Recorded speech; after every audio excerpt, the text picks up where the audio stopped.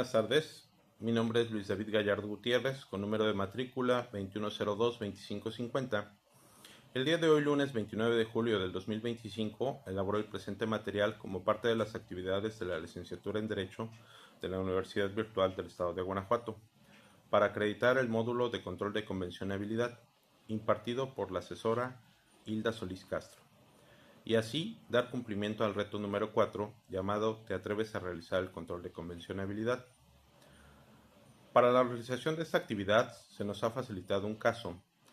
donde se nos presenta una persona de nombre Rosaura Gómez López, quien menciona que hace unos meses acudió al registro civil para solicitar la modificación de su acta de nacimiento a fin de que ésta fuera acorde con su identidad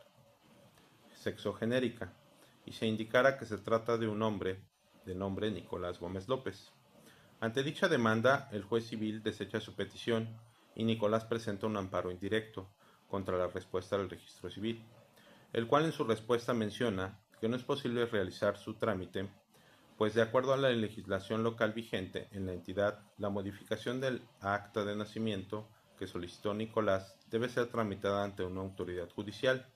lo cual es congruente con el código familiar de la entidad.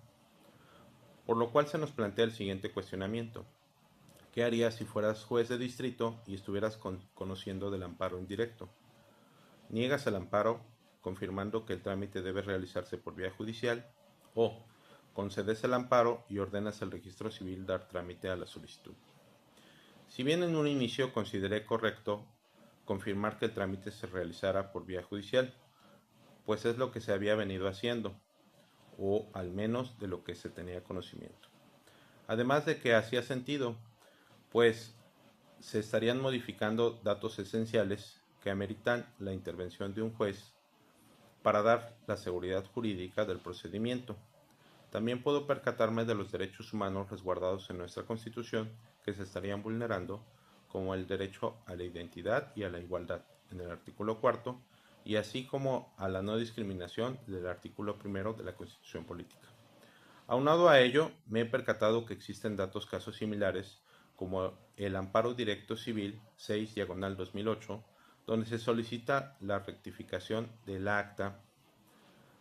por cambio de sexo, y el Amparo en Revisión 1317/2007 sobre un control concentrado de constitucionalidad del sistema normativo civil del Estado de Veracruz, que distingue entre una vía administrativa y una vía judicial para realizar las modificaciones a las actas del registro civil, donde una persona trans solicita ante el registro civil la rectificación de su acta de nacimiento para adecuarla a su género, y la cual es denegada, mencionando que es un trámite que debe realizarse vía judicial, lo cual es muy parecido al caso que se nos presenta, y en el cual la primera sala resuelve, tomando la consideración que en el estado de Veracruz el acto de reconocimiento de un padre a un hijo modifica datos esenciales en el acta del menor, como lo son su apellido y su parentesco, mientras que en el caso del demandante se solicita igualmente un cambio de datos esenciales como su nombre y su sexo,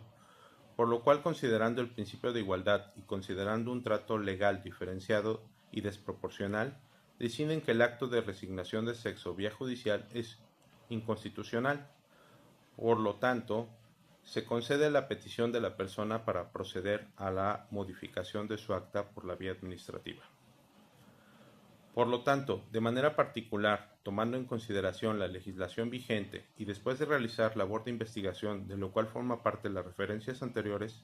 considero que si yo fuera juez de distrito en cuestión, y en este caso se estuviera desarrollando en el estado de Guanajuato, sí concedería el amparo y ordenaría al registro civil dar trámite a la solicitud de Nicolás.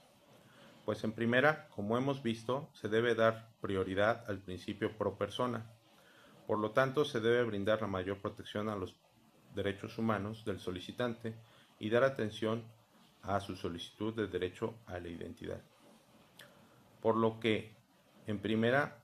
de acuerdo al artículo 1 constitucional, el Estado debe garantizar y resguardar los derechos humanos de las personas, y en atención a ello es posible que el registro civil realice las modificaciones solicitadas al acta de nacimiento del C. Nicolás Gómez López, pues de acuerdo al penúltimo párrafo del artículo 130 constitucional, los actos del Estado civil son de exclusiva competencia de las autoridades administrativas, en los términos que establecen las leyes, por lo que se asume la competencia de las autoridades administrativas no judiciales para conducir los actos de registro civil, con lo cual se sobreentiende la posibilidad del registro civil de las entidades a realizar sus propios actos administrativos independientes. Aunado a ello, de acuerdo a las consideraciones de la Corte Interamericana de Derechos Humanos, en la opinión consultiva 24/17, en el párrafo 159, se fija que el procedimiento que mejor ajusta a la rectificación ante el registro civil es de índole administrativa,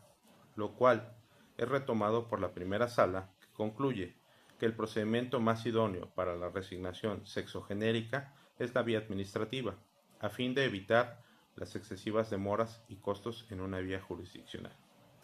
Con lo cual se reitera que es posible que el juez de registro civil realice las modificaciones al acta solicitadas por la vía administrativa de acuerdo al artículo 138, fracción cuarta del Código Civil del Estado de Guanajuato, en materia de rectificación de actas y cuyo procedimiento se encuentra actualmente legislado bajo el artículo 139 del mismo Código, siendo la vía civil la ideal para resolver considerando la jurisprudencia 36/2019 de la primera sala, que estableció que si bien el registro civil es una autoridad administrativa, pues orgánicamente depende del Poder Ejecutivo de las entidades federativas, lo cierto es que sus actos versan sobre el registro de personas cuyo contenido es de naturaleza civil. Conclusión. Es muy importante el poder ejercer el control de convencionabilidad, pues es una herramienta muy importante para garantizar el respeto a los derechos humanos de las personas y pues como hemos visto actualmente no solo debemos considerar la legislación local o federal, sino también debemos de considerar lo establecido en los tratados internacionales, así como la interrelación entre diversas fuentes de derechos como lo son la Constitución, los tratados internacionales, las jurisprudencias emitidas por ambas y la legislación local, siguiendo siempre el principio pro persona, que predomina en nuestro nuevo sistema de justicia.